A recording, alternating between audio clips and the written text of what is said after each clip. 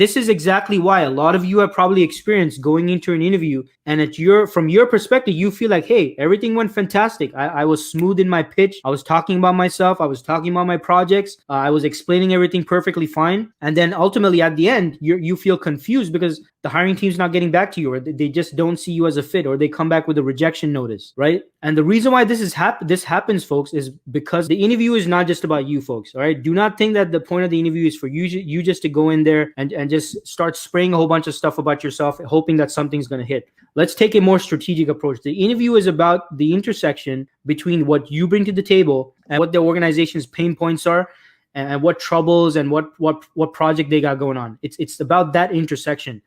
So it's only about those aspects of your background. So you, in preparing for your interviews, what you got to do is you got to figure out before you go in, what do I bring to the table to this project, to this organization that is of relevance to their pain points or their project or whatever problems they got going on. So in order for you to do this, now, most of the time, folks, all you're going to have is a job description for you to analyze and kind of figure that out, right? But if at all possible, you need, if you have a point of contact within the organization, right? Or maybe you're being represented by an agency, right? By a staffing agency, you need to, as much as possible, figure out what are the key things they're looking for in an ideal candidate. So for homework, you need to figure out, what can I do to figure out these things before my interviews or even on the interview. Sometimes you won't be able to figure this out before the interview, folks, unfortunately, right? You got to do some probing, investigating during the interview to figure this out so you can highlight those relevant aspects and show that intersection between what you bring to the table and what the organization is looking for, right?